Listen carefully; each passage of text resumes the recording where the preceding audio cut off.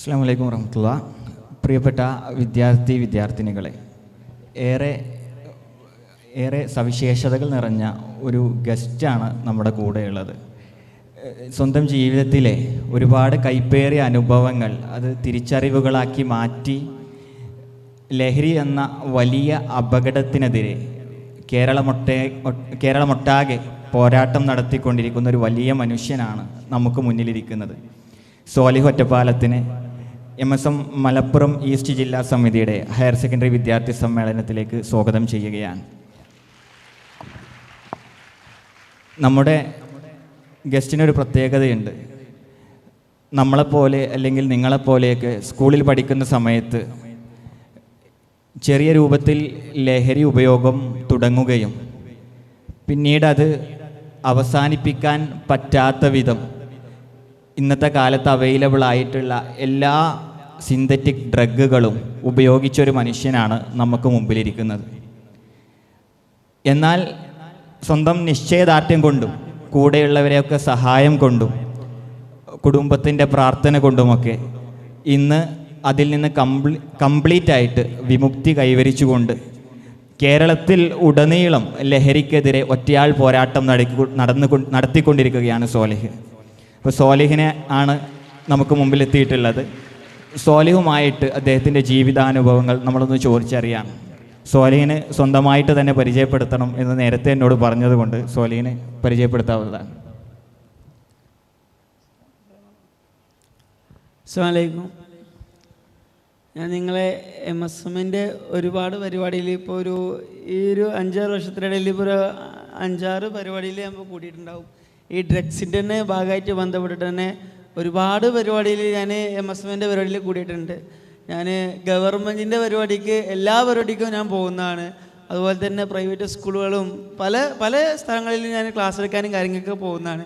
പക്ഷേ ഈ MSMൻ്റെ ഈ പരിപാടിയിൽ ഡ്രഗ്സിൻ്റെ ഒരു ക്യാമ്പ് അന്ന് മുതൽ 2020 മുതലിട്ട് തോന്നുന്നുണ്ട് ഞാൻ തുടങ്ങുന്നത്. അന്ന് മുതൽ ഇവർ എല്ലാ പരിപാടിക്കും തന്നെ വിളിക്കാറുണ്ട്. അതുപോലെ തന്നെ അവർ കറക്റ്റായിട്ട് ഫോളോ അപ്പ് ചെയ്ത് പോകുന്നുണ്ട്. ആ ഒരു കാര്യത്തിൽ എനിക്ക് ഈ സംഘാടകരോട് എത്ര നന്ദി പറഞ്ഞാലും തീരില്ല. കാരണം ഞാൻ ഈ ഗവൺമെൻറ്റിൻ്റെ പരിപാടിക്കൊക്കെ പോകാറുണ്ട് എന്ന് പറഞ്ഞല്ലോ. അതൊക്കെ ശരിക്കും ഒരു പരിധിക്ക് അപ്പുറത്ത് അല്ലെങ്കിൽ ഒരു താൽക്കാലികമായിട്ട് അങ്ങനെ ഒരു പരിപാടി സംഘടിപ്പിക്കണം എന്നില്ല. ഗവൺമെൻറ്റിൽ നിന്ന് ഒരു നല്ലൊരു പ്രഷർ വരുമ്പോൾ മാത്രമാണ് അങ്ങനെ സ്കൂളിൽ കൂടെയും കോളേജിൽ കൂടെ ഒക്കെ അങ്ങനെ ഒരു പരിപാടി സംഘടിപ്പിക്കൽ.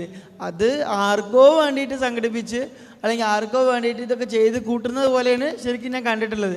പക്ഷേ MSMൻ്റെ പരിപാടിക്ക് പലപ്പോഴായിട്ട് ഞങ്ങൾക്ക് അന്ന് മുതൽ ഇന്ന് വരെ ചിലപ്പോൾ ഒരു 5-6 പരിപാടിക്കായിട്ട് പങ്കെടുത്ത് കഴിഞ്ഞു. നാളെയും കണ്ണൂരും അതിൻ്റെ പരിപാടിക്ക് തന്നെ അല്ലേ, MSMൻ്റെ തന്നെ കണ്ണൂരും ഉള്ളതുകൊണ്ട്. അതുകൊണ്ട് ഈ സംഘാടകരോട് എനിക്ക് എത്ര നന്ദി പറഞ്ഞാലും തീരില്ല. നിങ്ങളെ ഈ കൂട്ടായ്മ എന്നും പടച്ച മുന്നോട്ട് നിലനിർത്തിയിട്ട്. നമുക്ക് കുറച്ച് വ്യക്തിപരമായിട്ടുള്ള കാര്യങ്ങൾ ചോദിച്ചു തുടങ്ങാമെന്ന് വിചാരിക്കുന്നു. സാധാരണയായിട്ട് നമ്മുടെ കൂടെയുള്ള വിദ്യാർത്ഥികളൊക്കെ ലഹരി ഉപയോഗിച്ച് തുടങ്ങുന്നത്, ഇപ്പോൾ എൻ്റെ കൂടെയുള്ള ഫ്രണ്ട്സൊക്കെ ആണെങ്കിൽ നമ്മൾ സ്കൂളിൽ പഠിക്കുന്ന സമയത്ത് ടൂറ് പോകുമ്പോൾ സ്വന്തം ഫ്രണ്ട്സ് നമ്മൾ ടൂറിസ്റ്റ് ബസ്സിൻ്റെ ബാക്കിൽ സീറ്റിലിരുന്ന് ഒരു സിഗരറ്റ് വലിക്കുമ്പോൾ അവരുടെ കൂട്ടത്തിൽ കൂടുന്നതിന് വേണ്ടിയിട്ട് ഉപയോഗിച്ച് തുടങ്ങുന്ന ആളുകളെ നമുക്ക് കാണാൻ പറ്റും. അതുപോലെ തന്നെ ലഹരി ഉപയോഗിച്ചാൽ എന്താണ് എന്നുള്ളൊരു ക്യൂരിയോസിറ്റി, നമ്മുടെയൊക്കെ ഒരു ഭാഷയിൽ പറഞ്ഞ ഒരു ഒരു ത്വര തീർക്കാൻ വേണ്ടിയിട്ട് ഉപയോഗിച്ച് നോക്കുന്ന ആളുകളുണ്ട്. ഇങ്ങനെയാണ് സാധാരണ ലഹരി ഉപയോഗം തുടങ്ങാറുള്ളത്. സോലിഹിൻ്റെ ജീവിതത്തിൽ ഏതൊരു അവസരത്തിലാണ് ഇങ്ങനൊരു ഉപയോഗം തുടങ്ങിയത്, അല്ലെങ്കിൽ ഏതൊരു സന്ദർഭത്തിലാണ്? എൻ്റെ 13ാമത്തെ വയസ്സിലാണ് ഞാൻ ആദ്യമായിട്ട് ഈ ഡ്രഗ്സ് എന്ന് പറയുന്ന രൂപത്തിൽ റോഡ് സൈഡിൽ കിടക്കുന്ന ബീഡി കുറ്റികളുണ്ടല്ലോ, നമ്മൾ റോഡ് സൈഡിൽ കൂടെ ആളുകൾ വലിച്ചിടുന്ന ബീഡി കുറ്റികളുണ്ടല്ലോ, അത് പെറുക്കിയെടുത്ത് അത് ഉപയോഗിച്ച് തുടങ്ങിയത്. അത് നിങ്ങൾ പറഞ്ഞ പോലെ തന്നെ ഒരു ക്യൂരിയോസിറ്റി എന്ന് പറയില്ലേ, അതേപോലെ ഒരു തമാശ രൂപത്തിൽ. കാരണം ഞങ്ങളെ കൂട്ടത്തിൽ 13 പേരാണ്, 12 പേരാണ്. ഈ 12 പേരിൽ ഏറ്റവും പ്രായം കമ്മിയുള്ളത് 13 വയസ്സുള്ള കുട്ടിയാണ്. ഏറ്റവും പ്രായം കൂടുതലുള്ളത് 21 വയസ്സുള്ള ആളാണ്. ഒരു സ്കൂൾ വിട്ട് പോകുന്ന സമയത്ത് ഞങ്ങൾ എന്ത് ചെയ്യും, സ്കൂൾ വിട്ട് പോകുമ്പോൾ ഞങ്ങൾ റോഡ് സൈഡിലൂടെ കിടക്കുന്ന ചെറിയ ബീഡി കുറ്റികളൊക്കെ പെറുക്കിയെടുക്കും. എന്നിട്ട് ഞങ്ങൾ എന്ത് ചെയ്യും, അവിടെ അനങ്ങന്മല ആയിട്ട് ഞങ്ങൾ കണ്ടിട്ടുണ്ടാവും, ഒറ്റപ്പാലത്തിലൊരു മലയാണ്. ആ മലയുടെ അടിയിൽ പോയിട്ട് ഞങ്ങൾ എന്ത് ചെയ്യും, വൈകുന്നേരത്ത് ചെറിയ രൂപത്തിൽ ഞങ്ങൾ ഇങ്ങനെ ഉപയോഗിച്ച് തുടങ്ങിയതാണ്. ഒരു ക്യൂരിയോസിറ്റി, എന്നുവെച്ചാൽ സിഗരറ്റ് വലിക്കുന്നത്, ബീഡി വലിക്കുന്നത് അന്നൊക്കെ ഒരു ട്രെൻഡാണ്. ഇന്ന് അത് വേറെ രീതിക്കാണ്. അന്നൊരു എന്താ അതിൻ്റെ ഒരു സത്യാവസ്ഥ എന്താണെന്ന് അറിയണമല്ലോ. അപ്പോൾ ആ രീതിക്ക് ഒരു ക്യൂരിയോസിറ്റിയുടെ പുറത്ത് ഞങ്ങൾ അങ്ങനെ തുടങ്ങിയതാണ്. ഓക്കെ, സാധാരണയായിട്ട് നമ്മൾ ഡ്രഗ് തുടങ്ങുന്ന സമയത്ത് അല്ലെങ്കിൽ ആദ്യമായിട്ട് ഉപയോഗിക്കുന്ന സമയത്ത് നമ്മുടെ ഒപ്പമുള്ള ഫ്രണ്ട്സൊക്കെ പറയാറുള്ളത്, ഞാൻ അങ്ങനെ അധികം ഒന്നും ഉപയോഗിക്കാറില്ല, ആഴ്ചയിൽ ഒരു സിഗരറ്റ് അല്ലെങ്കിൽ ഇങ്ങനെ സെലിബ്രേഷൻ ടൈമിൽ മാത്രം എന്നൊക്കെയാണ്, അതെന്നെ വല്ലാണ്ട് എഫക്റ്റ് ചെയ്യണില്ല എന്നൊക്കെയാണ് പറയാറുള്ളത്. ആ ഒരു ചിന്താഗതി സത്യത്തിലൊരു അപകടമല്ലേ? അതാണ് ഞാൻ പറഞ്ഞത്. ഞാൻ ഈ പറയുന്ന ആളുകൾ വലിച്ചിടുന്ന ചെറിയ ബീഡിയുടെ കുറ്റികളുണ്ടല്ലോ, സിഗരറ്റല്ല ആദ്യം തുടങ്ങിയത്, റോഡുകൾ കിടക്കുന്ന ബീഡിയുടെ കുറ്റികൾ പെറുക്കിയെടുക്കും.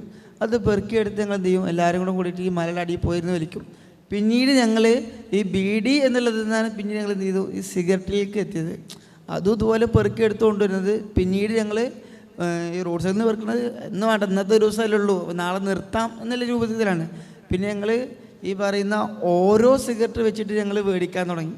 ഒരു സിഗരറ്റ് മേടിച്ചിട്ട് ഞങ്ങൾ എന്ത് ചെയ്യും, 12 പേരും ഷെയർ ചെയ്ത് ഉപയോഗിക്കും. പിന്നീട് ഞങ്ങളത് ഓരോന്നായിട്ട് ഉപയോഗിക്കാൻ തുടങ്ങി.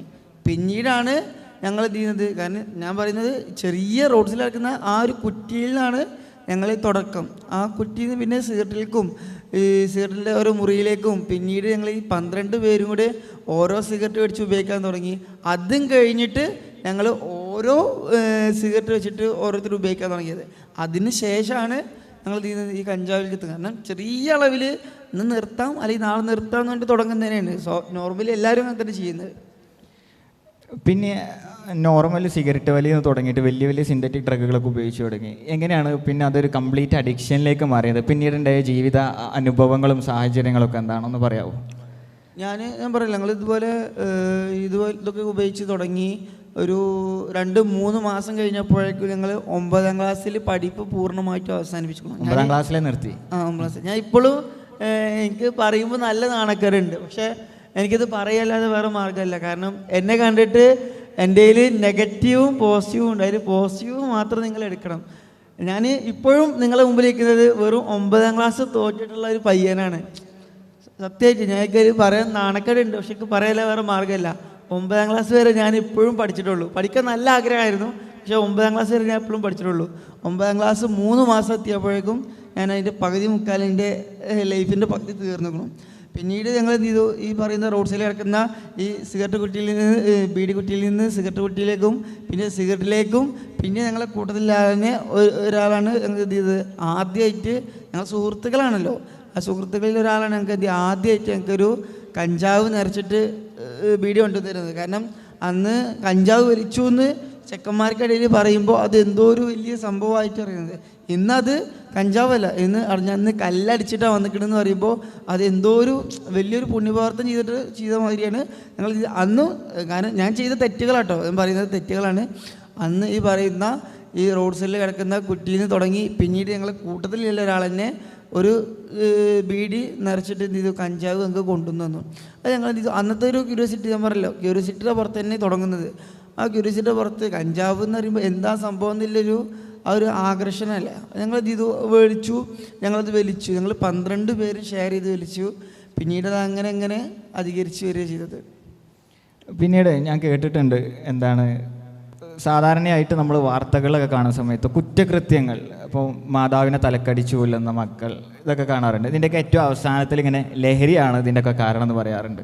സത്യത്തിൽ സോലിഹിൻ്റെ ഒരു ജീവിതാനുഭവത്തിൽ അതാണോ ഇതിൻ്റെയൊക്കെ ഒരു കാരണം, ലഹരി തന്നെയാണോ?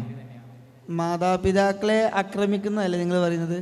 ഞാൻ ഒന്നുകൂടി വ്യക്തമായിട്ട് പറയാം. സ്വന്തം ഉപ്പാൻ്റെ നേരക്ക് കത്തിയെടുത്ത് ചെന്ന് ഒരു മകൻ എന്ന് പറഞ്ഞാൽ നിങ്ങൾ വിശ്വസിക്കാൻ പറ്റുമോ? എനിക്കത് വിശ്വസിച്ച് പറ്റുമോ? അത് ഞാനാണ്.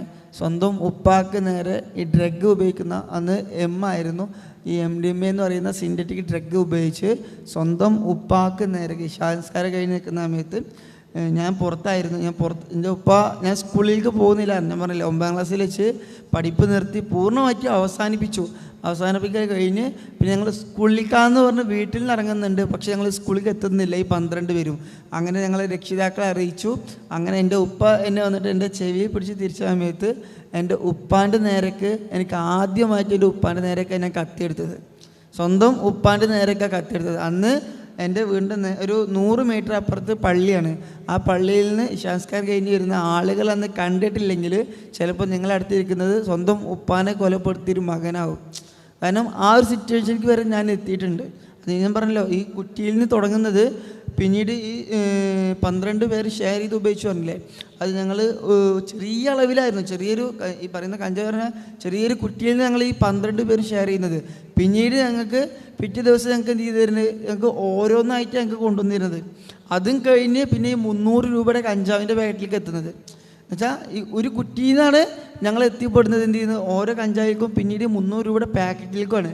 അതും കഴിഞ്ഞ് 50 ഗ്രാം കഞ്ചാവിലേക്കാണ് എത്തുന്നത്. ആ 50 ഗ്രാം കഞ്ചാവിന് വേണ്ടിയിട്ട് ഞങ്ങൾ ചെയ്തിട്ടുള്ളത് പല പല രീതിക്കുള്ള കുറ്റകൃത്യങ്ങളാണ്. കാരണം റോഡ് സൈഡിൽ കൂടെ ജോലി പോകുന്ന ആളുകളുണ്ടല്ലോ, ജോലി കഴിഞ്ഞ് പോകുന്ന ആളുകൾ, അവരെ ആക്രമിച്ചിട്ട് പോലും എന്നുവെച്ചാൽ രാവിലെ മുതൽ വൈകുന്നേരത്തേക്ക് കൂലിപ്പണിക്ക് പോയിട്ട് 600 രൂപ 700 രൂപ കൂലി കിട്ടുന്ന ആളുകളുണ്ടല്ലോ, അവരെ ആക്രമിച്ച് അവരെ പൈസ തട്ടിപ്പറിച്ചിട്ട്, എനിക്ക് പറയും നാണക്കേടുണ്ട്. പക്ഷേ നാളെ ഈ കുട്ടികൾ നാളെ അറിയണം. കാരണം ഞാൻ പറഞ്ഞില്ല, എൻ്റെ നെഗറ്റീവും പോസിറ്റീവും, അതിൽ പോസിറ്റീവ് ആയിട്ടുള്ള കാര്യങ്ങൾ കുട്ടികൾ മനസ്സിലാവണം. നെഗറ്റീവ്, ഇതിൻ്റെ അപകടം എന്താണെന്നുള്ളത് ഞാൻ വേറൊരാളെ കഥ പറഞ്ഞില്ല, എൻ്റെ ജീവിതമാണ്. ഈ പറയുന്ന റോഡ് സൈഡിൽ കൂടെ നടന്നു പോകുന്ന ഈ കുട്ടികൾ, ഈ പറയുന്ന ആളുകൾ, സാധാ പാവപ്പെട്ട ആളുകൾ നടന്നു പോകുമ്പോൾ അവരെ ആക്രമിച്ച് അവർ അന്നത്തെ തൊഴിലിൻ്റെ ആ ഒരു വരുമാനമായിട്ടുള്ള 600 രൂപ പോലും പറിച്ചെടുത്തുകൊണ്ട് ഞങ്ങൾ പോയി ഡ്രഗ് ഉപയോഗിച്ചിട്ടുണ്ട്. ഈ പറയുന്ന ഞങ്ങൾ 12 പേരും. കാരണം അത്രയും അപകടത്തിൽ എത്തിയിട്ടുണ്ട്. റോഡ് സൈഡിൽ ഒടുക്കം ലാസ്റ്റിക്ക് എത്തിപ്പെട്ടത് റോഡ് സൈഡിൽ തുറന്ന് കിടക്കുന്ന പെട്ടിക്കടകളുണ്ടല്ലോ, ആ പെട്ടിക്കടയിൽ കയറിയിട്ട് പാവപ്പെട്ട ആളുകളെ ആക്രമിച്ച് അവിടുത്തെ പൈസ പോലും ഈ പറയുന്ന വരുമാനമായ 400 രൂപ 300 രൂപ പോലും തട്ടിപ്പറിച്ചെടുക്കേണ്ട ഒരു സാഹചര്യത്തിലേക്ക് ഞങ്ങൾ എത്തിയിട്ടുണ്ട്. അതിലും മോശപ്പെട്ട അവസ്ഥയിലേക്ക് ഞാൻ എത്തിയിട്ടുണ്ട്. ഞാൻ സോലിഹ് ജയിലിലൊക്കെ കടന്നിട്ടുണ്ടെന്ന് പറയുന്നത് കേട്ടിട്ടുണ്ട്, ന്യൂസ് റിപ്പോർട്ടുകളിലൊക്കെ. ജയിലിൽ കടന്നിട്ടുണ്ടോ? ജയിലിൽ കടന്നിട്ടുണ്ട്, ഞാൻ പറഞ്ഞല്ലോ. ഒറ്റപ്പാലം സബ് ജയിലിൽ കടന്നിട്ടുണ്ട്. എന്തായിരുന്നു സാഹചര്യം? ആദ്യം ആലത്തൂർ സബ് ജയിലിലായിരുന്നു, ക്വാറന്റൈൻ സമയമായിരുന്നു. പിന്നെ ഒറ്റപ്പാലത്തേക്കായിരുന്നു. അത് ഞാൻ പറഞ്ഞുതരാം. ഈ പറയുന്ന കുറ്റിയിൽ നിന്നും പറഞ്ഞില്ലേ, ചെറിയൊരു കുറ്റിയിൽ നിന്ന് അളവിൽ നിന്ന് തുടങ്ങി പിന്നീട് ഞങ്ങൾ 300 രൂപയുടെ പാക്കറ്റിലേക്ക് എത്തി. പിന്നീട് ഞങ്ങൾ എത്തുന്നത് 50 ഗ്രാം കഞ്ചാവിലേക്കാണ്. കാരണം ഞങ്ങൾക്ക് ഈ പറയുന്ന ഒരു കുറ്റിയിൽ നിന്ന് ഞങ്ങൾക്ക് ഒരു ദിവസം ആ ഒരു കുറ്റി ഇല്ലെങ്കിൽ ഉറങ്ങാൻ കഴിയില്ല എന്നുള്ള അവസ്ഥയായിരുന്നു. പിന്നീട് ഞങ്ങൾക്ക് ഈ പറയുന്ന 300 രൂപയുടെ പാക്കറ്റിലേക്ക് ഉറങ്ങാൻ പറ്റില്ല എന്നായിരുന്നു. പക്ഷെ അതൊക്കെ കഴിഞ്ഞൊരു പരിധി കഴിഞ്ഞപ്പോൾ 50 ഗ്രാം കഞ്ചാവില്ല എന്നുണ്ടെങ്കിൽ ഒരു ദിവസം എനിക്ക് കഴിഞ്ഞു പോകാൻ കഴിയില്ല. അത്രയും മോശപ്പെട്ട അവസ്ഥയിലായിരുന്നു. അത് പിന്നീട് ഈ 50 ഗ്രാം കഞ്ചാവിന് വേണ്ടിയിട്ട് ഈ പറയുന്ന നമുക്കൊരു നല്ല കൂട്ടുകാരെയും ചെയ്ത കൂട്ടുകാരെയും കിട്ടാൻ, നല്ല കൂട്ടുകാരെ കിട്ടാൻ നമുക്ക് നല്ല പ്രയാസമാണ്. പക്ഷെ മോശപ്പെട്ട് കിട്ടാൻ നമുക്കൊന്നും ചെയ്യേണ്ട ആവശ്യമില്ല എന്ന് പറയാലോ. അതേപോലെ തന്നെ ഞങ്ങൾ ആ ഒരു സമയം എത്തിയപ്പോഴേക്കും ഞങ്ങൾക്ക് ഒരുപാട് റോങ് ആയിട്ടുള്ള ഒരുപാട് കോണ്ടാക്റ്റുകൾ എത്തിയിരുന്നു. ആ ഒരു കോണ്ടാക്റ്റിൽ തന്നെ പെട്ടുള്ള 1-2 ആളുകളായിട്ട് സംസാരിച്ചിട്ടാണ് ഞങ്ങളോട് സംസാരിച്ച്, ഞങ്ങൾ സ്റ്റുഡൻസ് ആണല്ലോ, കുട്ടികളാണല്ലോ, ഞങ്ങൾ സ്കൂൾ യൂണിഫോമിൽ തന്നെ ഞങ്ങൾ ഈ പറയുന്ന പത്തിരിപ്പാല എന്ന് പറയുന്ന സ്ഥലത്ത് നിന്ന് അടുത്തുള്ള ഒരു 13 കിലോമീറ്റർ ഒറ്റപ്പാലം അപ്പുറത്തേക്ക് ഞങ്ങൾക്ക് എത്തിച്ചു കൊടുത്തിട്ടുണ്ടെങ്കിൽ ഞങ്ങൾക്ക് എന്ത് ചെയ്യും, അന്നൊക്കെ ഉപയോഗിക്കാനുള്ള കഞ്ചാവ് തരും. അതുപോലെ തന്നെ 500 രൂപയും തരും. എന്നുവെച്ചാൽ ഒരു 13 കിലോമീറ്റർ അപ്പുറത്തേക്ക് അവർ തരുന്ന കഞ്ചാവ് എത്തിച്ചു കൊടുത്തിട്ടുണ്ടെങ്കിൽ ഞങ്ങൾക്ക് തരുന്നത് 500 രൂപയും അന്നൊക്കെ ഉപയോഗിക്കാനുള്ളതാണ്. അതൊക്കെ കഴിഞ്ഞ് ഒരു കോവിഡൊക്കെ വന്ന് നിൽക്കുന്ന സമയത്തേക്ക് പിന്നെ എന്ത് ചെയ്തില്ല, ഞങ്ങൾക്ക് ഒന്നും ചെയ്യാൻ പറ്റില്ല. കാരണം പോലീസിൻ്റെ സാന്നിധ്യം എല്ലാ രീതിക്കും ഉണ്ട്, എല്ലാ ഭാഗത്തോടെ ഉണ്ട്. അപ്പോൾ ഞങ്ങൾക്ക് പിന്നെ ഒന്നും ചെയ്യാൻ കഴിയപ്പോൾ അവസാനം ഞങ്ങളുടെ അടുത്തേക്ക് അവർ വന്ന് പറഞ്ഞു, നിങ്ങൾ ഒരു ബൈക്ക് മോഷ്ടിച്ച് കൊണ്ടുവന്നാൽ നിങ്ങൾക്ക് എന്ത് ചെയ്യാം, 50 ഗ്രാം കഞ്ചാവ് വെച്ച് ഞങ്ങൾക്ക് തരാറുണ്ട്. അവസാനം ഞങ്ങൾ ബൈക്ക് മോഷ്ടിക്കാൻ ഇറങ്ങി ഈ 50 ഗ്രാം കഞ്ചാവിന് വേണ്ടിയിട്ട്. ബൈക്ക് മോഷ്ടിച്ചപ്പോഴാണ് ജയിലിലാക്കിയത്. 12 ബൈക്ക് മോഷ്ടിച്ചു. 12 ബൈക്ക് ടോട്ടലി ഞങ്ങൾ 12 പേരും കൂടെ 12 ബൈക്ക് മോഷ്ടിച്ചു. ആ ഒരു ബൈക്കിന് ഞങ്ങൾക്ക് കിട്ടുന്നത് 50 ഗ്രാം കഞ്ചാവാണ്. ആ ബൈക്ക് ഞങ്ങൾക്ക് അവിടെ കൊണ്ടുപോയി കൊടുക്കുമ്പോൾ കൈയോടെ ഞങ്ങൾക്ക് എന്ത് ചെയ്യും, ഈ പറയുന്ന 50 ഗ്രാം കഞ്ചാവ് ഞങ്ങൾക്ക് തരും. വീണ്ടും വീണ്ടും ഞങ്ങൾ അത് ഒരു ദിവസം ചെയ്തു, 2ാമത്തെ ദിവസം ചെയ്തു, അങ്ങനെ വീണ്ടും വീണ്ടും വീണ്ടും ചെയ്യുന്നു. അതിൻ്റെയൊക്കെ അപ്പുറത്ത് ഈ പറയുന്ന കഞ്ചാവ് കടത്താൻ വേണ്ടിയിട്ടും ഈ ബൈക്ക് തന്നെ ആയിരുന്നു. കാരണം അവർ തരുന്ന ബൈക്ക് എന്ന് പറയുന്നത് ഞങ്ങൾ മോഷ്ടിച്ച് കൊടുത്തിട്ടുള്ള ബൈക്ക് ഉണ്ടല്ലോ, അത് ഞങ്ങൾക്ക് വീണ്ടും ഞങ്ങൾക്ക് തരും. ഞങ്ങൾക്ക് എന്ത് ചെയ്യും, ഈ പറയുന്ന സ്ഥലത്ത് നിന്ന് അടുത്ത സ്ഥലത്തേക്ക് എത്തിച്ചു കൊടുത്തിട്ടുണ്ടെങ്കിൽ അതിന് വേറെ. അങ്ങനെയൊക്കെ ഞങ്ങളൊരു ചെറിയൊരു ഒരു അഡിക്റ്റ് രൂപത്തേക്ക് ഞങ്ങളെ അപ്പം തന്നെ ഞങ്ങൾ എത്തിച്ചിട്ടുണ്ടായിരുന്നു. ഞങ്ങൾ ഈ പറയുന്ന ഡ്രഗ്സ്, കഞ്ചാവ്, തുടക്കം കഞ്ചാവിൽ നിന്നായിരുന്നു. കഞ്ചാവ് കിട്ടാൻ വേണ്ടിയിട്ടാണ് ബൈക്ക് മോഷ്ടിച്ചു തുടങ്ങിയത്. ബൈക്ക് മോഷ്ടിച്ചപ്പോഴാണ് പോലീസ് പിടിച്ചത്.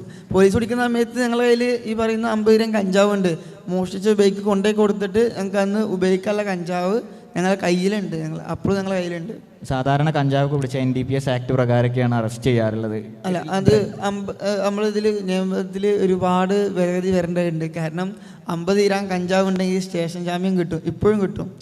കാരണം 1 കിലോൻ്റെ പുറത്തേക്ക് ഉണ്ടെങ്കിലാണ് നമുക്ക് എന്ത് ചെയ്യുള്ളൂ, റിമാൻഡ് ചെയ്യുള്ളൂ. പക്ഷേ 50 ഗ്രാം, അതുകൊണ്ടാണ് ഇപ്പോൾ എന്ത് ചെയ്യുന്നത്, പിടിക്കുന്നത് ഒരുപാട് കമ്മിയായി വന്നത്. ജാമ്യം കിട്ടും, പെട്ടെന്ന് സ്റ്റേഷൻ ജാമ്യം കിട്ടും. നിയമത്തിൽ കോടതിയിൽ പോയാൽ 2000 രൂപ ഫൈൻ അടച്ചിട്ടുണ്ടെങ്കിൽ ആ കേസ് ഒഴിവാകുവാണ്. പിന്നെ എങ്ങനെ ജയിലിലെത്തിയത്? ബൈക്ക് മോഷണം കൊണ്ടാണ്. പിന്നീട് അല്ല, ഞങ്ങൾക്ക് ഈ പറയുന്ന 50 ഗ്രാം കഞ്ചാവിൻ്റെ അപ്പുറത്ത് ഞങ്ങൾക്ക് ഈ പറയുന്ന നിങ്ങളെല്ലാവരും കേൾക്കുന്ന സ്റ്റാമ്പ്, പശ, അതേപോലെ തന്നെ നിങ്ങൾ വണ്ടിയിൽ ഒഴിക്കുന്ന പെട്രോൾ പോലും ഞങ്ങൾ ഡ്രഗ്സ് എന്ന രൂപത്തിൽ ഉപയോഗിച്ചിട്ടുണ്ട്.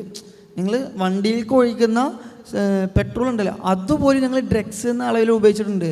നിങ്ങൾ വീട്ടിൽ നിങ്ങൾക്ക് അസുഖത്തിന് ഉപയോഗിക്കുന്ന കുട്ടികളുണ്ടായതുകൊണ്ട് എനിക്ക് കൂടുതലായിട്ടുള്ള കാര്യങ്ങൾ പറയാൻ പാടില്ല, ഒരു പരിധിയുണ്ട്.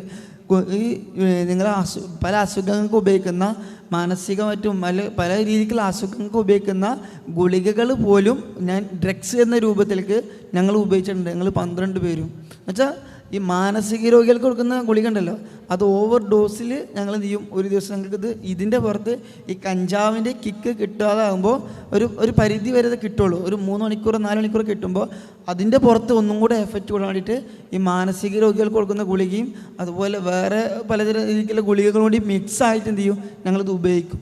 അപ്പോൾ ഞങ്ങൾ കൂടുതൽ സമയം കിട്ടും. പക്ഷെ ഞങ്ങളിത് അതിൻ്റെ സത്യാവസ്ഥ പറഞ്ഞിട്ടുണ്ടെങ്കിൽ ഇപ്പോൾ നിങ്ങൾ നേടും. കാരണം കൂടി പോയെങ്കിൽ 30 വയസ്സിൽ ആ ആളെ ഇല്ലാതാവും. കാരണം അത്രമാത്രമുള്ള കിഡ്നീനെ ബാധിക്കുന്നതാണത്. ഈ പറയുന്ന പശ നമ്മൾ വീട്ടിൽ ആവശ്യങ്ങൾക്ക് പഞ്ചർ ഒട്ടിക്കുന്നത് മുതൽ പല രീതിക്കുള്ള, എനിക്ക് കുട്ടികളുടെ മുമ്പ് കൊണ്ട് പല രീതിക്കും പറയുന്നതിനൊരു പരിമിതി ഉണ്ട്. പശ മുതൽ നമ്മൾ വണ്ടിയിൽ ഒട്ടിക്കുന്ന പശ, നമ്മൾ പൈപ്പ്, അങ്ങനെ പല രീതിക്കുള്ള വീട്ടിലെ ആവശ്യങ്ങൾക്ക് ഉപയോഗിക്കുന്ന സാധനങ്ങൾ പോലും ഡ്രഗ്സ് എന്ന അളവിൽ ഞാൻ ഉപയോഗിച്ചിട്ടുണ്ട്. ഞാനടക്കം 12 പേര് ഉപയോഗിച്ചിട്ടുണ്ട്. ഡ്രഗ്സ് ഇല്ലാതെ ജീവിക്കാനേ പറ്റാത്ത അവസ്ഥയായി. ഇല്ല, ഞങ്ങൾക്ക് ഒരു ദിവസം പോലും ഞങ്ങൾക്ക് ഉറങ്ങാൻ കഴിയില്ല. ജയിലിലെ അവസ്ഥകൾ എന്തായിരുന്നു? ജയിലിൽ ഞങ്ങൾ കയറി ചെന്ന ദിവസം ഫസ്റ്റ് ദിവസം പ്രശ്നം ഉണ്ടാകുന്നില്ല, 2ാം ദിവസം പ്രശ്നം ഉണ്ടാകില്ല, 3ാം ദിവസം മുതൽ ഈ പറയുന്ന ജയിലിൻ്റെ ഉള്ളിൽ വെച്ചിട്ട് ഞങ്ങൾക്ക് കഞ്ചാവ് കിട്ടിയിട്ടുണ്ട്.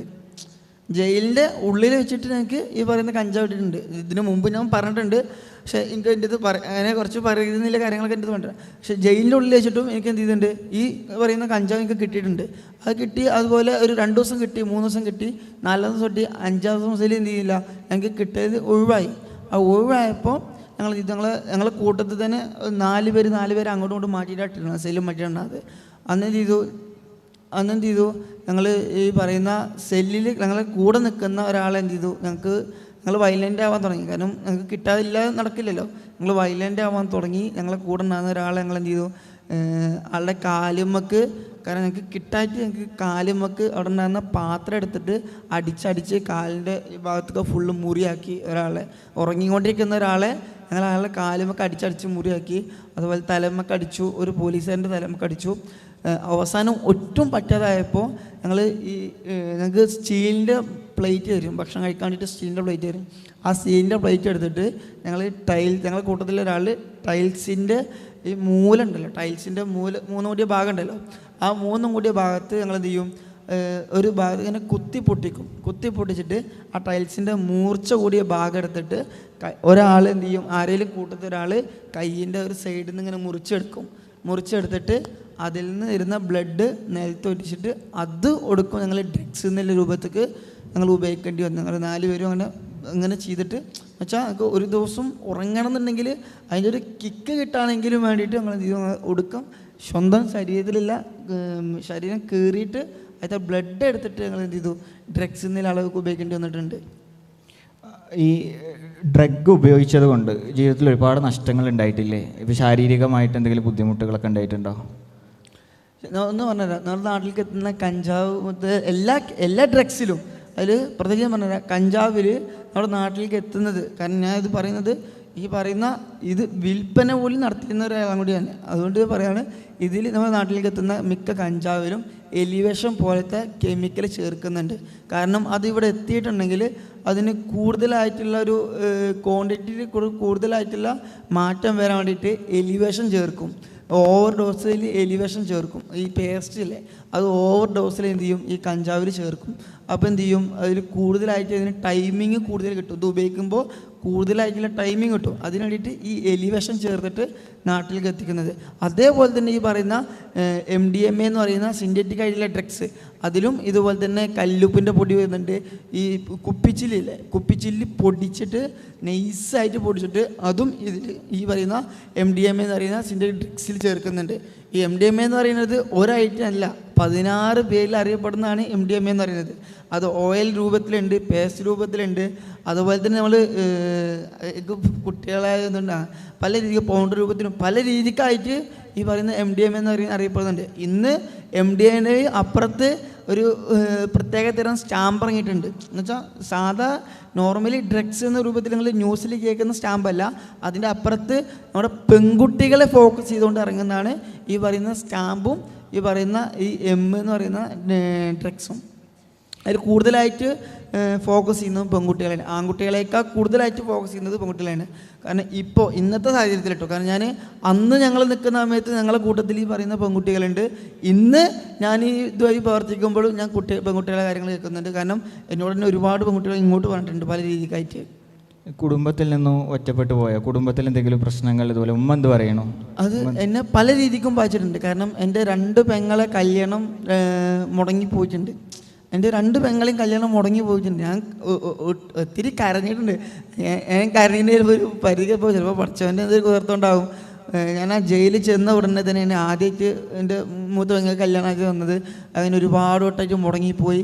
പിന്നെ ഒടുക്കം ഒരു ദിവസം വന്നത് എന്ത് ചെയ്തു, അവർക്ക് അങ്ങനെ റെഡിയായി, അങ്ങനെ അത് റെഡിയായി. പിന്നീട് എൻ്റെ ചെറിയ പെങ്ങളെ കല്യാണം വന്ന് എല്ലാം ഉറപ്പിച്ചതിന് ശേഷം ഞങ്ങൾ അടുത്ത് എന്ന് വെച്ചാൽ അടുത്ത മാസം കല്യാണം എന്ന് ഫിക്സ് ചെയ്തിട്ട് ഇന്ന് പറയാണ് അത് അവർ പറഞ്ഞൊരു ഇത് ഞാൻ ഇതിനെതിരെ ശബ്ദിക്കാൻ പാടില്ല എന്നാണ്. എന്ന് വെച്ചാൽ ഡ്രഗ്സിനെതിരെ ശബ്ദിക്കാൻ പാടില്ല. കാരണം എനിക്ക് നേരെ വരുന്ന ഇഷ്യൂ ചിലപ്പോൾ അവരെ കൂടി ബാധിക്കും. അങ്ങനെയല്ല ഈ ഇതെന്നൊക്കെ നിങ്ങൾ ചെയ്യണം, ഈ ഒഴിവാകുക എന്നുണ്ടെങ്കിൽ എൻ്റെ പെങ്ങളെ കല്യാണം കഴിക്കാം. അങ്ങനെയൊക്കെ പല രീതിക്കായിട്ടുള്ളൊരു ടോർച്ചറിങ് ആയിരുന്നു. അവിടെ അവസാനം അതും കഴിഞ്ഞ് ലാസ്റ്റ് ഇപ്പോൾ ഒരു 2 കൊല്ലത്തിനടുത്തായിട്ടുള്ളൂ. ഇൻഷാ അല്ലാഹ് ഇപ്പോൾ ബാറക്കല്ലാ ഇപ്പോൾ 2 പെങ്ങൾക്കും കുട്ടികളായി, 2 കുട്ടികളുണ്ട്. ഒരാൾ ഇപ്പോഴും ഹോസ്പിറ്റലിൽ അഡ്മിറ്റാണ്. നമ്മൾ ഒരു സാഹചര്യത്തിലെത്തിയപ്പോൾ ഡി അഡിക്റ്റ് ആയല്ലോ, അല്ലെങ്കിൽ മുക്തി നേടിയാലോ, അതിൻ്റെ തോന്നൽ എന്തായിരുന്നു, അല്ലെങ്കിൽ സാഹചര്യം എങ്ങനെയായിരുന്നു? അത് ഞാൻ പറഞ്ഞില്ലേ, ഞങ്ങൾ ഈ ജയിലിൻ്റെ ഉള്ളിൽ വെച്ചിട്ട് വയലൻ്റ് ആവാൻ തുടങ്ങി. അതിൽ ഞങ്ങൾ സെല്ലിൻ്റെ ഉള്ളിലുള്ള പ്രതികളെ ആക്രമിക്കുന്നതിൽ കൂടുതലായിട്ട് ഞങ്ങൾ പോലീസുകാരെ ബാഡായിട്ട് അനാവശ്യം വിളിക്കാനും അതുപോലെ ഞങ്ങൾ പ്ലേറ്റ് എടുത്ത് എറിയാനും ഒരു പോലീസുകാരനെ ഞങ്ങൾ ആക്രമിച്ചിട്ടുണ്ടായിരുന്നു. അയാളുടെ കയ്യിനൊക്കെ കൂടുതൽ പരിക്ക് വന്നിട്ടുണ്ടായിരുന്നു ഞങ്ങൾ ജയിലിനുള്ളിലത്തെ പോലീസുകാരെ. എന്നിട്ട് അവിടുത്തെ ജയിൽ സൂപ്പറിൻ്റെ അടുത്ത് റിപ്പോർട്ട് കൊടുത്ത്, കാരണം ഞങ്ങൾ രാത്രിക്ക് ഉറങ്ങുന്നില്ല, ഞങ്ങൾക്ക് ഉറങ്ങാൻ കഴിയാത്തതുകൊണ്ട് ഉറങ്ങുന്നില്ല. ഞങ്ങൾ വല്ലാതെ വയലൻ്റ് ആയിക്കൊണ്ടിരിക്കുകയാണ്. ഓരോ ഇതിലും ഞങ്ങളിങ്ങനെ വയലൻ്റ് ആയിക്കൊണ്ടിരിക്കുക. കറക്റ്റ് ഞങ്ങൾ ആ ടൈം ഉപയോഗിക്കുന്ന സമയമാകുമ്പോൾ ഞങ്ങൾ എന്ത് ചെയ്യും, ഞങ്ങൾ വയലൻ്റ് ആവും. എന്നിട്ട് എന്ത് ചെയ്തു, അവിടെ ജയിൽ സൂപ്രണ്ട് അവിടെ ഉണ്ടായിരുന്ന ഒറ്റപ്പാലത്തെ മജിസ്ട്രേറ്റിന് റിപ്പോർട്ട് എടുത്ത് അന്നത്തെ ഒറ്റപ്പാലത്തെ മജിസ്ട്രേറ്റ് ഞങ്ങളെ വിളിച്ച സമയത്ത് നിങ്ങൾ ചെയ്യുന്നുണ്ടോ എന്ന് ചോദിച്ചു. അപ്പോൾ ഞങ്ങൾ പറഞ്ഞു, സാർ എനിക്ക് പേഴ്സണലായിട്ട് ഞങ്ങൾക്ക് കാര്യങ്ങൾ പറയാനുണ്ട്, ഞങ്ങൾ സാറിൻ്റെ എല്ലാ കാര്യങ്ങളും പറയാം, പക്ഷേ ഞങ്ങൾ പോലീസുകാരെ പുറത്തു വിടണം എന്ന് പറഞ്ഞു. അങ്ങനെ പോലീസുകാരെ പുറത്തു വിട്ട് ഞങ്ങൾ എല്ലാ കാര്യങ്ങളും മജിസ്ട്രേറ്റിന് മുമ്പ് പറഞ്ഞ് അന്ന് ആ മജിസ്ട്രേറ്റ് ഞങ്ങൾക്ക് വിമുക്തിന്ന് ഡോക്ടറെ വിളിച്ച്, നിങ്ങളിത് നിർത്തുകയാണെങ്കിൽ നിങ്ങൾക്ക് എന്ത് ചെയ്യാം, ഈ കടന്ന കാലാവധിയിൽ നിങ്ങൾക്ക് ഇത് ഒഴിവാക്കി തരാം, ഈ കേസ് ഒഴിവാക്കി തരാം. പിന്നീട് ഇത് നിങ്ങൾ ഇനി ഒരു കാരണം വെച്ചാൽ നിങ്ങൾ ഇതുമായിട്ട് ബന്ധപ്പെട്ട് നിങ്ങൾ ഇനി വരില്ല എന്ന് നിങ്ങൾക്ക് ഉറപ്പ് തരുന്നതാണ്. സാർ ഞങ്ങളിത് നിങ്ങൾക്ക് നിർത്താൻ താല്പര്യമുണ്ട്, പക്ഷേ ഞങ്ങൾക്ക് കഴിയാത്തതുകൊണ്ടാണ് പറഞ്ഞു. കാരണം നിങ്ങൾക്ക് ഒരു ദിവസം പോലും ഉപയോഗിക്കാൻ പറ്റില്ല എന്ന് പറഞ്ഞു. അങ്ങനെ ഞങ്ങൾക്ക് വിമുക്തിയിൽ നിന്ന് ഡോക്ടറെ വിട്ടതും മറ്റുള്ള കാര്യങ്ങളൊക്കെ. പക്ഷേ ആ വിമുക്തിയിൽ നിന്ന് ഇന്ന് ശനിയാഴ്ചയാണ് ഇത് സംഭവിച്ചതെന്നുണ്ടെങ്കിൽ ഞായറാഴ്ച ഡോക്ടർ അവധിയായതുകൊണ്ട് തന്നെ തിങ്കളാഴ്ച ഡോക്ടർ വരുള്ളൂ. ആ ഞായറാഴ്ച ഒരു ദിവസത്തേക്ക് വേണ്ടിയിട്ട് ഞങ്ങളെ ജനറൽ ആശുപത്രി കൊണ്ടുപോയിട്ട് ഞങ്ങൾക്ക് ഉറക്കോളി ചെയ്യുന്നിട്ടുണ്ട്, ആ ഒരു ദിവസം ഉറങ്ങി തീർക്കാൻ വേണ്ടിയിട്ട്. അപ്പോൾ മനസ്സിലാവും അല്ലെങ്കിൽ എത്രമാത്രം ഡിറ്റക്റ്റ് ഉണ്ടാവുന്നത്. സോലിൻ്റെ ഈ സംസാരം ഒരുപാട് വിദ്യാർത്ഥികൾ കേട്ടുകൊണ്ടിരിക്കുന്നുണ്ട്. ഒരു ഹൈസ്കൂൾ ഹയർ സെക്കൻഡറി വിദ്യാർത്ഥികളായിട്ടുള്ള ഒരുപാട് കുട്ടികൾ കേട്ടുകൊണ്ടിരിക്കുന്നുണ്ട്. അതിൽ ഡ്രഗ് ഉപയോഗിക്കാത്തവരായിരിക്കും കൂടുതൽ, പക്ഷേ ഡ്രഗ് കുറച്ചൊക്കെ ഉപയോഗിച്ചവരും അഡിക്റ്റായവരൊക്കെ ഉണ്ടാവും. എന്താണ് ഈ പുതിയ വിദ്യാർത്ഥികളോട് സോലിന് പറയാനുള്ളത്? എനിക്ക് എൻ്റെ ജീവിതത്തിനേക്ക് മുകളിൽ എനിക്ക് അവരുടെ മുമ്പിലൊന്നും കാണിച്ചു കൊടുക്കാനില്ല. കാരണം ഞാൻ എൻ്റെ ലൈഫാണ് കാണിച്ചു കൊടുക്കുന്നത്, എൻ്റെ ജീവിതം വെച്ചിട്ടാണ്. കാരണം ഒരാളും ഞാൻ ചെയ്തിട്ടുണ്ടെങ്കിൽ പോലും അത് സമൂഹത്തിന് മുമ്പ് വന്ന് പറയാൻ മടിയാവും. ചെയ്താലും ചെയ്തിട്ടില്ലെങ്കിലും അത് സമൂഹത്തിൻ്റെ മുമ്പിൽ വന്ന് പറയുന്ന സമയത്ത് ആളുകൾക്ക് ഒരു മടി ഉണ്ടാവും. കാരണം എൻ്റെ സ്ഥാനത്ത് നിങ്ങളാണെങ്കിലും ചിന്തിക്കുന്ന കാര്യമാണ്, ഞാൻ കഞ്ചാവിന് വേണ്ടി ഇത് ചെയ്തുകൊണ്ട് നിങ്ങൾ സമൂഹത്തിന് മുമ്പിലൊന്ന് പറയുമോ? ഇല്ലല്ലോ. പക്ഷെ ഇത് ഞാൻ പറയുന്നത് ഞാൻ അനുഭവിച്ച കഥയാണ്, ഞാൻ ചെയ്തിട്ടുള്ള, ഞാൻ അനുഭവിച്ചു വന്ന ആ ജീവിതങ്ങളാണ് ഞാൻ പറയുന്നത്. ഇപ്പോഴും എനിക്ക് ഇവിടുത്തെ ഈ യാത്ര കഴിഞ്ഞിട്ട് എനിക്ക് എൻ്റെ വീട്ടിലേക്ക് എത്താൻ പറ്റുന്ന പോലും ഒരു പ്രതീക്ഷയില്ല. കാരണം പല രീതിക്കായിട്ടുള്ള പ്രശ്നങ്ങൾ ഇപ്പോഴും നേരിടുന്നുണ്ട്, പല രീതിക്കായിട്ട്. കാരണം എൻ്റെ ഇതിനെതിരെ ശബ്ദിക്കുന്നത് മീഡിയയിൽ ശബ്ദിക്കുന്നത് ഒഴിവാക്കണം എന്ന് പറഞ്ഞിട്ടും ഞാൻ ആ സമയത്ത് മീഡിയയിൽ ശബ്ദിച്ചിട്ടുണ്ട്. പിന്നീട് ഇപ്പോൾ ലാസ്റ്റ് വെച്ചിട്ടും മീഡിയയിൽ സംസാരിക്കരുത്, മീഡിയയുടെ മുമ്പിൽ ഇതിൻ്റെ ഈ കാര്യങ്ങൾ സംസാരിക്കരുത് എന്ന് പറഞ്ഞിട്ട് ഈ ക്ലാസ്സിന് പോയി പക്ഷേ മീഡിയയുടെ മുമ്പിൽ സംസാരിക്കാനായിട്ട് അങ്ങനെയുള്ള ഇഷ്യൂസ് പോലും വന്നിട്ട് പോലും ഞാൻ മീഡിയയുടെ മുമ്പിൽ സംസാരിച്ചിട്ടുണ്ട്. എന്നിട്ട് എപ്പോഴും എനിക്ക് പേടിയാണ്. കാരണം പല രീതിക്കായിട്ട് 2 വട്ടം എൻ്റെ വീട്ടിലേക്ക് നേരെ ഇഷ്യൂ വന്നിട്ടുണ്ട്, എൻ്റെ വീടിന് നേരെ കല്ലേറ് വന്നിട്ടുണ്ട്. ഒരു വട്ടം ഞാൻ പറഞ്ഞില്ല വെജിറ്റബിളിൻ്റെ റെഡി പറഞ്ഞില്ലേ, ഒരു വട്ടം എൻ്റെ വണ്ടിയുടെ പിന്നാലെ വന്നിട്ടുണ്ട്. ഒരു വട്ടം എന്നെ ബൈക്ക് കൊണ്ട് പോകുന്ന സമയത്ത് ഇടിച്ചിട്ടിട്ട് നിർത്താതെ പോയിട്ടുണ്ട്. കാരണം പല രീതിക്കായിട്ടുള്ള പ്രശ്നങ്ങൾ ഇപ്പോഴും നേരിട്ടുകൊണ്ടിരിക്കുന്നുണ്ട്. അപ്പോൾ ഞാൻ പറഞ്ഞില്ലേ, എൻ്റെ ലൈഫാണ് ഞാൻ ഇതൊക്കെ അനുഭവിച്ചിട്ടും എൻ്റെ ലൈഫാണ് ഞാൻ ചെയ്യുന്നത് ഇവരെ മുമ്പിൽ തുറന്ന് കാണിച്ചു കൊടുക്കുന്നത്. അപ്പോൾ ഇതിലും വലിയൊരു സാക്ഷ്യം, ഇതിലും വലുതൊന്നും ഇല്ല എന്നാണ് എനിക്ക് ഉറപ്പുണ്ട്. ഇപ്പോൾ ലഹരിക്ക് എന്തൊക്കെ പ്രവർത്തനങ്ങളാണ് ചെയ്തുകൊണ്ടിരിക്കുന്നത്? ഞാൻ പറഞ്ഞില്ലേ, ഞാൻ അവിടുന്ന് ഇറങ്ങി, ജയിലിൽ നിന്ന് ഇറങ്ങിയിട്ട് വന്ന ആ കൗൺസിലിംഗ് എന്നത് ഒരു അമൃതായിട്ടുള്ളൊരു മേഡമായിരുന്നു. ആ മേഡത്തിൻ്റെ നിർദ്ദേശപ്രകാരം തന്നെ എന്ത് ചെയ്ത് ഞാനത് ഫോളോ അപ്പ് ചെയ്ത് അത് ക്ലിയറായിട്ട് കൊണ്ടുപോയി. പിന്നെ അത് ഫോളോ അപ്പ് ചെയ്യുന്നതിൻ്റെ അപ്പുറത്ത് ഈ പറയുന്നത് ഞങ്ങൾക്ക് 12 പേർക്ക് നിർത്താൻ ആഗ്രഹമുണ്ട്, ഇല്ലാത്തതുകൊണ്ടല്ല, പക്ഷേ ഞങ്ങൾക്കിത് തിരിച്ചു വരാൻ കഴിയാത്തുണ്ട്. കാരണം ആ ഒരു സമയത്തുമ്പോൾ ഞങ്ങൾ വയലൻ്റ് ആവുന്നതാണ്. പക്ഷേ അത് ഞങ്ങൾ തിരിച്ച് വന്ന് ഒരു വർഷത്തിനടുത്തോളം ഞങ്ങൾ അത് ഫോളോ അപ്പ് ചെയ്തിട്ടുണ്ട്. പിന്നെ ഒരു 2 വർഷത്തിന് ശേഷം ഞങ്ങൾ ജയിലിൽ നിന്ന് ഇറങ്ങി 2 വർഷത്തിന് ശേഷം ഞങ്ങളത് മാഡം സംസാരിച്ചു. നിങ്ങൾ എന്ത് ചെയ്യുക, ഈ മീഡിയയുടെ മുമ്പിൽ ഈ കാര്യങ്ങൾ സംസാരിക്കാൻ പറ്റുമോ, നിങ്ങൾ അനുഭവിച്ചു വന്നാൽ നിങ്ങൾ ചെയ്തിട്ടുള്ള കാര്യങ്ങൾ മീഡിയയുടെ മുമ്പ് പറയാൻ കഴിയുമെന്ന് ഞങ്ങളെ മാഡമാണ് ഞങ്ങൾക്ക് ചോദിച്ചത്, അമൃതാണ്ടുള്ള മാഡം ചോദിച്ചത്. ആ മാഡത്തിൻ്റെ നിർദ്ദേശപ്രകാരം. പക്ഷേ ഞങ്ങളുടെ കൂട്ടത്തിലുണ്ടാകുന്ന എല്ലാവർക്കും പേടിയായിരുന്നു. അതിന് പറഞ്ഞില്ലേ, ഇതിൻ്റെ ബാക്ക് സൈഡിൽ ഈ പറയുന്ന ഞാൻ കാണുന്നത് എനിക്ക് ഈ പേര് തരുന്ന 500 രൂപ തരുന്ന ആ ഒരാളെ മാത്രമാണ്, അല്ലെങ്കിൽ എനിക്ക് അന്നൊക്കെ ഉപയോഗിക്കാൻ തരുന്ന ആ ഒരാളെ മാത്രമാണ്, അല്ലെങ്കിൽ എനിക്ക് അന്ന് ഈ ബൈക്ക് കൊണ്ടുപോയി കൊടുത്തിട്ടുണ്ടെങ്കിൽ ഈ കൊണ്ടുപോയി കൊടുക്കുന്ന ആ ഒരു വ്യക്തിന് മാത്രമാണ് എനിക്ക് കോണ്ടാക്റ്റ് ഉള്ളൂ. പക്ഷെ അതിൻ്റെ ബാക്കിൽ അത് ഏത് വരെ പോകുന്നുള്ളത് ഒരു പക്ഷേ നിങ്ങൾക്ക് ഞാൻ പറയുന്നത് തന്നെ നിങ്ങൾക്ക് മനസ്സിലായിട്ടുണ്ടാവും. എൻ്റെ ആ ഒരു സിറ്റുവേഷൻ നിങ്ങൾക്ക് പറയുമ്പോൾ തന്നെ നിങ്ങൾക്ക് മനസ്സിലായിട്ടുണ്ടാവും അതിൻ്റെ ബാക്കിൽ ആരൊക്കെ ഉണ്ടാവും. ഈ പറയുന്ന ഒരാളെയാണ് ഞാൻ എന്ത് ചെയ്തിട്ടുള്ളൂ, ഇതുവരെ കണ്ടിട്ടുള്ളൂ. അതും അവരുടെ ഡീറ്റെയിൽസും ഞാൻ പറഞ്ഞിട്ടും അതിൻ്റെ അപ്പുറത്തേക്ക് ഒരു കേസ് അന്വേഷണം പോയിട്ടില്ല. അപ്പോൾ തന്നെ എനിക്ക് മനസ്സിലായിട്ടുണ്ടാവുമല്ലോ അതെന്താണ്, ഏതുവരെയൊക്കെ ഉണ്ടാവുന്നില്ല എനിക്ക് മനസ്സിലായിട്ടുണ്ടാവുമല്ലോ. അത് ഞങ്ങളെ കൂട്ടത്തിലുണ്ടാകുന്ന ഈ 11 പേരും എന്ത് ചെയ്തു, ഒഴിഞ്ഞു. ഞങ്ങൾക്ക് പേടിയാണ്, ഞങ്ങളില്ലാന്ന് പറഞ്ഞിട്ട് അവസാനം ഞാൻ പറയാമെന്ന് പറഞ്ഞ് അതെന്ത് ചെയ്തു, ഞാൻ പേടിച്ചിട്ടാണ് ഞാൻ പറയുന്ന സമയത്ത് പേടിച്ചിട്ടാണ് പറയുന്നത്. എന്നിട്ട് അവസാനം എന്ത് ചെയ്തു, മീഡിയ വണ്ണിലായിരുന്നു 2019 വന്നിട്ടുണ്ട്. മീഡിയ വണ്ണിലാണ് ഞാനെന്ത് ചെയ്തത്, ആദ്യമായിട്ട് ഞാനത് പറഞ്ഞത്. പക്ഷെ പറഞ്ഞതിൻ്റെ ആ സമയത്ത് ഒരാഴ്ച കൊണ്ട് തന്നെ ഒരു 30-ൽ പരം ആളുകൾ എന്നെ വിളിച്ചിട്ടുണ്ടാവും ഒരാഴ്ച. അപ്പോഴെനിക്ക് മനസ്സിലാവുന്നത് ഇത് ഈ സ്വാലിഹിൽ മാത്രം ഒതുങ്ങുന്ന ഒരു കാര്യമില്ല എന്നുള്ളത് മനസ്സിലാകുന്നത് എനിക്ക് അപ്പോഴാണ്. കാരണം ഞാൻ ആ ജയിലിൽ നിന്ന് ഇറങ്ങിയ സമയത്ത് എനിക്ക് അപ്പോഴും എൻ്റെ മുമ്പിലേക്ക് ഓഫർ ചെയ്യുന്നത് 2 ലക്ഷം രൂപ തരാം, നീ അവിടുന്ന് എസ്കോർട്ടായിട്ട് മാത്രം വന്നാൽ മതി എന്നിട്ട്. കാരണം ഈ ചെറിയ രീതിയിൽ ചെറിയ ക്രിമിനൽ കേസിൽ പെടുന്ന ആളുകളെ പിന്നീട് അത് അവർ ഫോളോ അപ്പ് ചെയ്യുന്നുണ്ട്. എന്നുവെച്ചാൽ ഈ ക്രിമിനൽസ് വേറെയുള്ള ക്രിമിനൽസ് ഫോളോ അപ്പ് ചെയ്യാണ്. ഈ ഡ്രഗ്സിന് എസ്കോർട്ട് വന്നിട്ടുണ്ടെങ്കിൽ 2 ലക്ഷം രൂപ തരാം എന്നിട്ട് അങ്ങനെ പല രീതിക്കുള്ള ഓഫറുകൾ വീണ്ടും എനിക്ക് വന്നിട്ടുണ്ടായിരുന്നു. കാരണം അത്രമാത്രം അതിൻ്റെ ബാക്കിലേക്കുള്ള മാഫിയകളുണ്ട്. നിങ്ങളിപ്പോൾ ഇതിനടുത്ത് കണ്ടിട്ടുണ്ടാകും, മംഗലാപുരത്ത് ബാംഗ്ലൂർ ഡ്രഗ് മാഫിയ കുട്ടികളെ മീഡിയസിൽ ഇപ്പോൾ കണ്ടുകൊണ്ടിരിക്കുന്നുണ്ടാവും, കുട്ടികളെ ഫോക്കസ് ചെയ്യുന്നത്. അത് അവിടെ മാത്രമല്ല, ഇവിടെയുണ്ട്. ഇത് ഞാൻ അന്ന് പറഞ്ഞിട്ടുള്ള കാര്യങ്ങളാണ്. ഇന്ന് നമ്മൾ സ്റ്റുഡൻസിനെ കേന്ദ്രീകരിച്ചിട്ട്, എന്ന് വെച്ചാൽ കുട്ടികളെ കേന്ദ്രീകരിച്ചിട്ട്. കാരണം കുട്ടികളാകുമ്പോൾ അത് എന്ത് ചെയ്തിട്ടാണെങ്കിലും എന്ത് ചെയ്യും, കുട്ടികൾ പൈസ ഉണ്ടാക്കും. ആരെ ആക്രമിച്ചിട്ടാണെങ്കിലും, സ്വന്തം ഉമ്മാനാണെങ്കിലും ഉപ്പാനാണെങ്കിലും ആരെ കൊന്നിട്ടാണെങ്കിലും കുട്ടികൾ എന്ത് ചെയ്യും, പൈസ ഉണ്ടാക്കിയിട്ട് അവരടുത്തേക്ക് എത്തുന്നില്ലത്. കാരണം MDMA എന്ന് പറയുന്ന ഈ ഡ്രഗ്സ് ഒരു തവണ ഉപയോഗിച്ചിട്ടുണ്ടെങ്കിൽ പിന്നെ ജീവിതത്തിൽ ഒരിക്കലും ആൾക്ക് തിരിച്ചു വരാൻ കഴിയില്ല. കാരണം അതിൻ്റെ അപകടം എന്ന് പറയുമല്ലോ, പല്ല് പടിഞ്ഞു പോലും, അങ്ങനെ പല രീതിക്കുള്ള പ്രശ്നങ്ങൾ അതിൽ നേരിടുന്നുണ്ട്. പക്ഷേ ഈ MDMA എന്ന് പറയുന്ന ഈ ഡ്രഗ്സ് ഒരൊറ്റ വട്ടം, അത് ഭക്ഷണത്തിലൂടെ നമുക്ക് കിട്ടും, വെള്ളത്തിലൂടെ കിട്ടും. ഒരു മുട്ടുസൂചിയുടെ ആ മൂർച്ചയുള്ള ഭാഗം ഉണ്ടല്ലോ, ആ മൂർച്ചയുള്ള ഭാഗം ഈ പറയുന്ന ഈ ഡ്രഗ്സിൽ അമർത്തിയിട്ട് അത് നിങ്ങൾക്ക് തരുന്ന ആ വെള്ളത്തിൽ ജസ്റ്റ് ഒന്ന് അമർത്തിയാൽ മതി. അതിൻ്റെ ഒരു പൊടി എന്ത് ചെയ്താൽ മതി, ആ വെള്ളത്തിൽ വന്നാൽ മതി. അത് നിങ്ങളുടെ ശരീരത്തിൽ നിങ്ങളുടെ ബ്ലഡിലേക്ക് ചേർന്നിട്ടുണ്ടോ നിങ്ങൾ വീണ്ടും അവരന്വേഷിച്ചു പോകും. കാരണം അത് എൻ്റെ അനുഭവത്തിലും ഞാനിപ്പോൾ ചെയ്തുകൊണ്ടിരിക്കുന്ന കാര്യത്തിലും അങ്ങനെ പല രീതിക്കായിട്ട് എനിക്ക് അറിയുന്ന കാര്യങ്ങളാണ്. കാരണം ഒരു നമ്മൾ നഖത്തിൻ്റെ ഒരു അംശം മാത്രം മതി എന്ത് ചെയ്താൽ നമ്മളെ ശരീരത്തിൽ ചെന്നാൽ ഭക്ഷണത്തിൽ ചേരാം. ഇപ്പോൾ നമുക്ക് കുടിക്കുന്ന ജ്യൂസിലാവാം. നിങ്ങളിപ്പോൾ കണ്ടല്ലേ, ജ്യൂസ് കുടിപ്പിച്ചു അത് ഇത് വെച്ചിട്ട് ഒരുപാട് ജ്യൂസുകൾ നിങ്ങൾ കേൾക്കുന്നില്ലേ.